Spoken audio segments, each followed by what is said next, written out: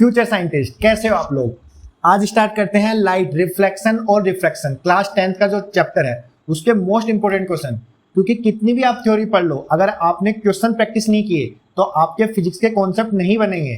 तो चलो स्टार्ट करते हैं। ठीक है, क्वेश्चन नंबर 1 से। Define the principal focus of concave mirror, मतलब कॉनकेव मिरर में हमको प्रिंसिपल फोकस को डिफाइन करना है। तो पहले कॉनकेव मिरर को सीखते हैं, फिर उसके बाद में प्रिंसिपल फोकस को सीखेंगे। कॉनकेव मिरर क्या होता है? जिसका रिफ्लेक्टिंग सरफेस इनवर्ड हो, मतलब अंदर की तरफ हो। ठीक है, और ये क्या होता है हमारे पास? प्रिंसिपल एक्सिस, और ये क्या होता है? पोल। ठीक है, तो प्रिंसिपल फोकस क्या होता है? The light ray that parallel to the principal axis of concave mirror. जब जो भी लाइट रे प्रिंसिपल एक्सिस के पैरेलल आएंगे, ठीक है, तो कन्वर्ज होकर एक पॉइंट पर मिल जाती हैं, तो उस पॉइंट को बोलेंगे हम प्रिंसिपल फोकस। अब देखो, तो इस पॉइंट को हम क्या बोलेंगे? प्रिंसिपल फोकस बोलेंगे। ठीक है, और ये कॉनकेव मिरर है तो ये रे को क्या करेगा? कन्वर्ज करेगा। तो कभी भी रे जब पैरेलल आएंगी तो एक पॉइंट पर कन्वर्ज हो जाएंगी, और उस पॉइंट को हम बोलेंगे प्रिंसिपल फोकस। और पोल से प्रिंसिपल फोकस के बीच की डिस्टेंस को हम क्या बोलेंगे? Focal length. क्या बोलेंगे? Focal length. ठीक है, अब क्वेश्चन थोड़ा घुमा दे। अब ये बोले कि define the principal focus of convex mirror, तो कॉन्वेक्स मिरर में क्या हो जाएगा? चलो उसको सीखते हैं। अब ये चीज कॉन्वेक्स मिरर में लगाते हैं। कॉन्वेक्स मिरर में क्या होता है? रिफ्लेक्टिंग सरफेस आउटवर्ड, मतलब बाहर की तरफ। तो ये क्या होगा उसका? Principal axis. तो कोई भी रे आएंगी टकराकर चली जाएंगी।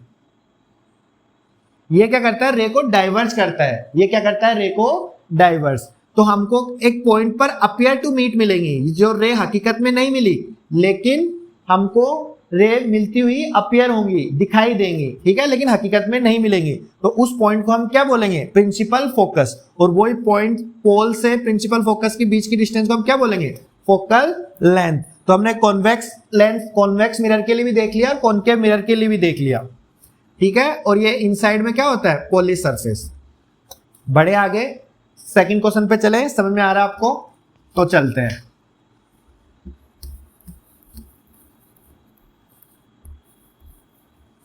ठीक है, सेकंड क्वेश्चन क्या है? The radius of curvature of spherical mirror is 20 centimetre, what is the focal length. अब भैया रेडियस ऑफ कर्वेचर तो समझाओ, उसके बाद में बताएंगे फोकल लेंथ। तो चलो अभी सिखाते हैं। कॉनकेव मिरर का एग्जांपल ले लेते हैं, जिसकी रिफ्लेक्टिंग सरफेस इनवर्ड होती है। अब इसको एक स्फेयर की फॉर्म में लेते हैं। ठीक है, उसका जो सेंटर होता है उस स्फेयर का, तो ये क्या कहलाएगा? Centre of curvature. और ये हमें पता है ये पोल होता है। ये क्या होता है? Principal axis. थोड़ा पोल नीचे बन गया था। ठीक है, तो ये सेंटर ऑफ पोल के बीच की डिस्टेंस क्या होता है? Radius of curvature. Centre of pole के बीच की डिस्टेंस हमेशा कहलाती है रेडियस ऑफ कर्वेचर। तो फोकल लेंथ क्या है? फोकल लेंथ हमेशा इससे हाफ होती है, मतलब आधी होती है। तो ये डिस्टेंस क्या होगी? Focal length. ठीक है, तो देख सकते हो एफ की वैल्यू हमेशा कितनी होगी? r/2। ठीक है, मतलब रेडियस ऑफ कर्वेचर की आधी होगी फोकल लेंथ। तो क्वेश्चन में क्या दे रखा था अपने पास? The radius of curvature of spherical, R कितना दे रखा था? 20 सेंटीमीटर। तो एफ कितना हो जाएगा? 20/2, मतलब 10 सेंटीमीटर।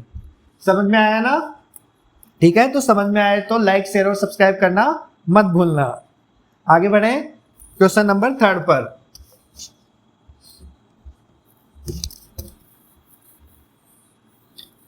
ठीक है, क्वेश्चन जब प्रैक्टिस करोगे ना आप, तो उसी से आपको फिजिक्स में अंडरस्टैंडिंग होगी, और अंडरस्टैंडिंग होगी तभी आपके मार्क्स इंप्रूव होंगे, और तभी आपके लाइफ के ड्रीम्स पूरे होंगे। ठीक है, अब question number 3, name the mirror, कि वो ऐसा मिरर बताओ that can give a erect और एनलार्ज इमेज, जो हमको इरेक्ट और एनलार्ज इमेज दे। तो भैया ये इरेक्ट और एनलार्ज इमेज क्या होती है? इरेक्ट का मतलब होता है कोई भी ऑब्जेक्ट अगर सीधा है, ये सीधा है, तो उसकी इमेज भी सीधी बनेगी। और इन्वर्टेड का मतलब अगर कोई भी ऑब्जेक्ट सीधा है तो उसकी इमेज इन्वर्टेड, मतलब उल्टी बनेगी, उसको बोलते हैं इन्वर्टेड। ठीक है, तो ऐसा कौन सा मिरर है जो हमको क्या दे? इरेक्ट दे और एनलार्ज दे। तो ऐसा कौन सा मिरर है? Concave mirror. और कॉनकेव मिरर में भी एक फिक्स पोजीशन के लिए, चलो वो देखते हैं। ठीक है, ये हमारा प्रिंसिपल फोकस। जब ऑब्जेक्ट पोल और फोकस के बीच में है, मान लो यहां पे, ठीक है, तो ये जिस एंगल से आएगा उसी एंगल से चला जाएगा, angle i is equal to angle r, ठीक है। और ये है हमारा सेंटर ऑफ कर्वेचर, तो सेंटर ऑफ कर्वेचर से लाइन जाएगी तो सेंटर ऑफ कर्वेचर से चली टकराकर वापस आ जाएगी, यस या नो बोलो। तो हमको क्या मिलता है, ये अपियर टू मीट होता है, हकीकत में नहीं मिलती लेकिन अपियर टू मीट होती है। तो देखो ऑब्जेक्ट हमारे पास छोटा ही था तो इसकी इमेज कितनी एनलार्ज बन गई, इमेज कैसी बन गई, अनलार्ज, ठीक है। और ये अपियर टू मीट हो रही है, ये रे हकीकत में नहीं मिल रही लेकिन सिर्फ मिलती हुई प्रतीत हो रही है, तो इसको हम बोलेंगे वर्चुअल। और प्रिंसिपल एक्सिस से ऊपर की तरफ है ना, ये देखो ऊपर की तरफ है, तो इसलिए इसको बोलेंगे इरेक्ट।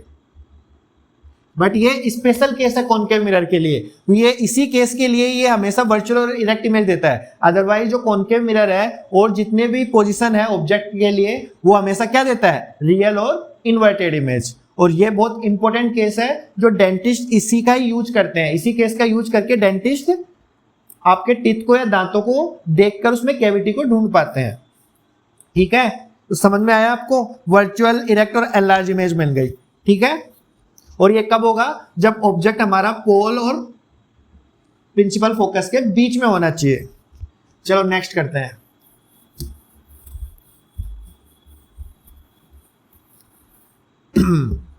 लास्ट क्या है, लास्ट क्यों भैया, देखो छोटे ही मैं स्मॉल क्वेश्चन में ही टारगेट कर रहा हूं ताकि आपको अच्छे समझ में आए।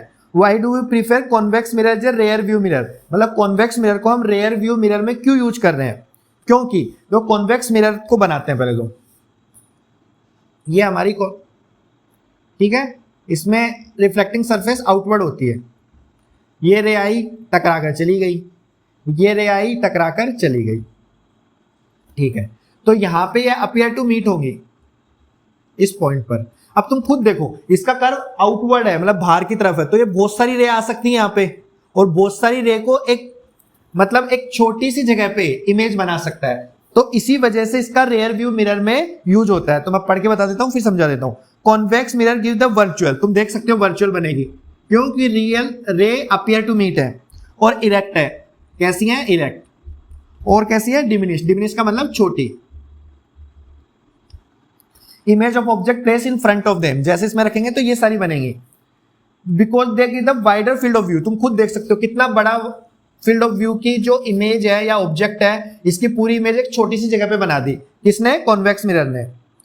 दे अलाउ टू ड्राइवर, जिसकी वजह से क्या होगा कि ड्राइवर देख सकेगा पीछे के ट्रैफिक को, जैसे पीछे मान लो बहुत सारी गाड़ियां चल रही हैं तो उसको एक छोटे से रेयर व्यू मिरर में दिखता है ना, ताकि वो जगह दे सके या फिर उसको आगे जा सके। तो इसी वजह से हम इसको कॉन्वेक्स मिरर में यूज करते हैं, क्योंकि ये वाइडर फील्ड ऑफ व्यू देता है हमारे को, बहुत सारी जैसे कितनी भी पैरेलल ले आएंगी तो उसको हम एक छोटे से जगह में देख सकते हैं, ठीक है, ताकि उसको आसानी और चलाने में।